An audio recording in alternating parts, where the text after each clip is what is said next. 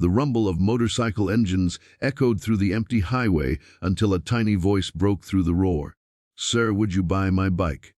The bikers turned, and there she stood, a frail little girl with tangled hair and tear-streaked cheeks, clutching a small pink bicycle missing one wheel.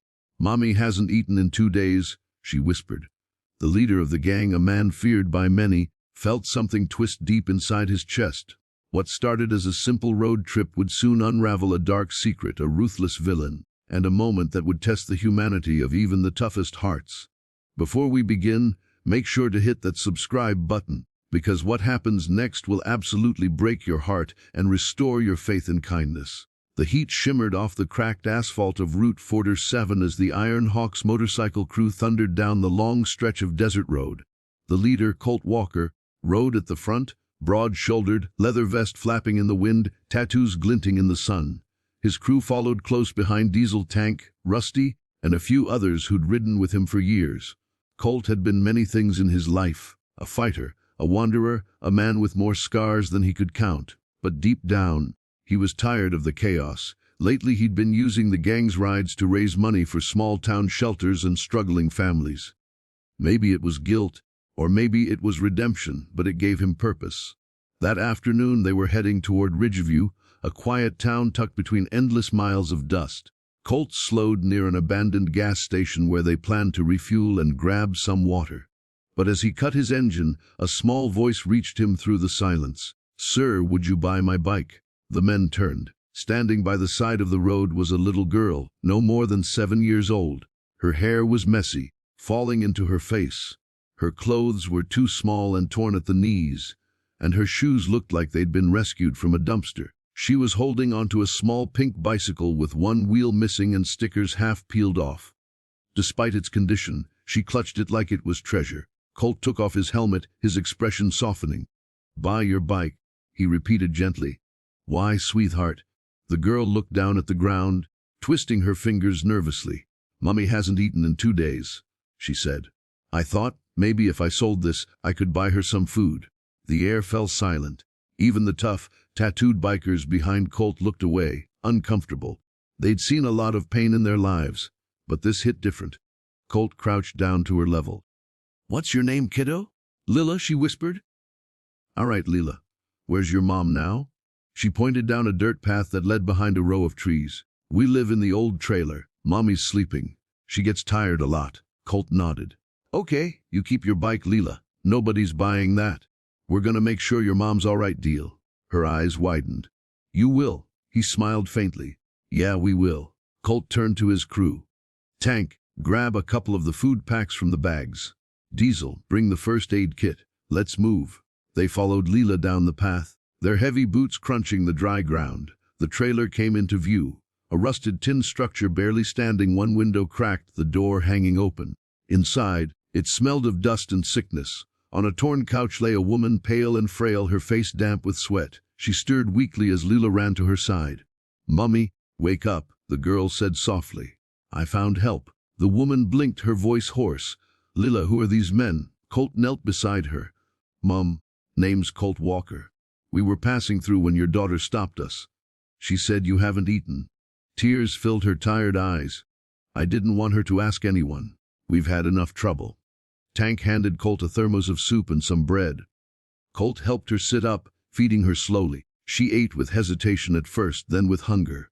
After a few minutes, her breathing steadied. "Thank you," she murmured. "My name's Grace."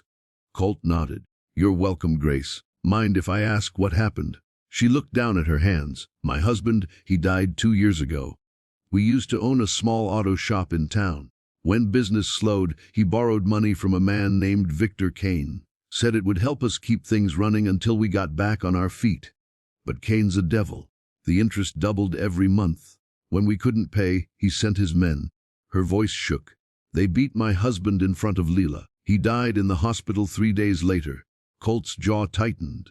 The name Victor Kane wasn't new to him. The man was known across the state, a ruthless loan shark who wore a businessman's smile and played the system like a violin. Grace continued, her hands trembling. "They took everything.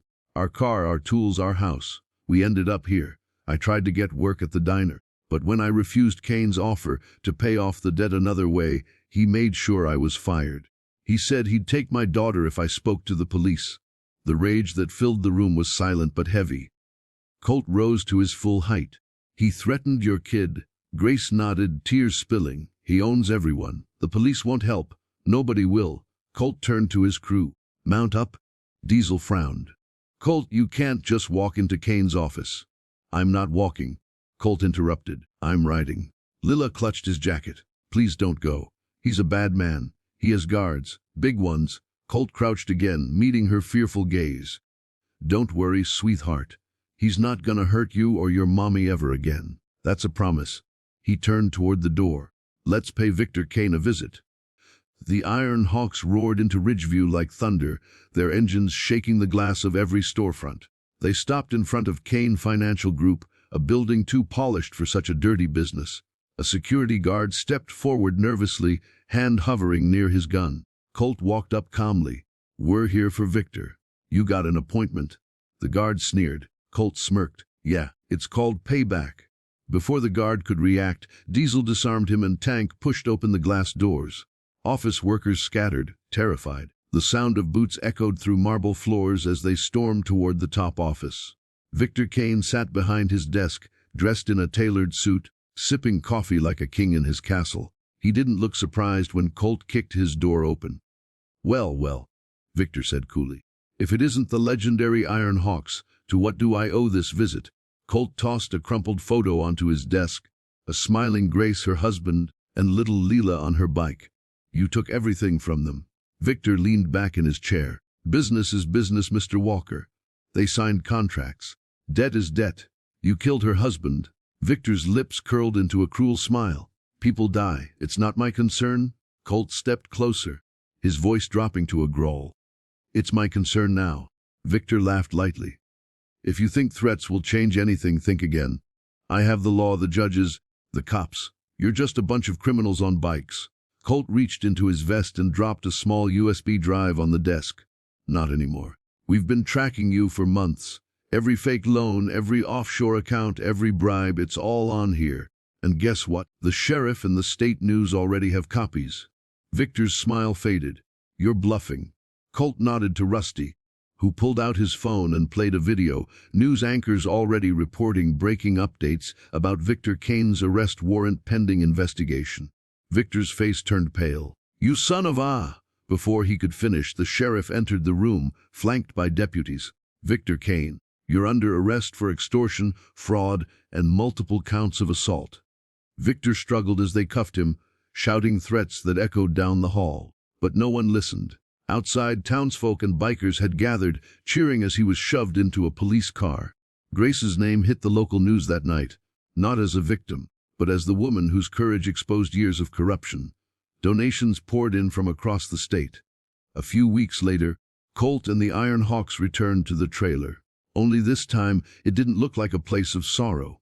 The roof had been repaired, the walls painted, and flowers bloomed outside the steps. Leela sat on the porch, laughing as she tried to balance on a brand new pink bicycle, this one shining in the sunlight, both wheels spinning perfectly. When she spotted Colt, she jumped off and ran toward him. Mr. Colt, look! My bike works now! Colt grinned. That's a fine ride, Leela. Better not beat me in a race. Leela giggled. You'd lose. Grace came out holding a tray of cookies. She looked stronger, her hair brushed and her eyes clear. You can't imagine how much you've done for us, she said softly. You didn't even know us, yet you risked everything. Colt shrugged. Sometimes, you don't need to know someone to do what's right. Tears filled her eyes. You gave me back my life. You gave Leela her smile. Colt looked at the little girl who now shined like sunlight after a storm. She gave us something too, he said. A reminder that even the smallest voice can wake the biggest hearts. As the sun sank low, painting the sky orange and gold, the Iron Hawks revved their engines again. Grace waved, holding Leela close as the rumble faded into the horizon. Colt glanced back in his mirror one last time, Leela standing in the dust, waving her tiny hand, her pink bicycle gleaming beside her. He smiled to himself. Maybe they couldn't fix the whole world. But today they fixed one little piece of it, and that was enough. And that's how a little girl trying to sell her broken bike ended up exposing one of the town's most powerful criminals. What would you have done if you were in Colt's place? And tell me, where are you watching this story from? Drop your city or state in the comments below.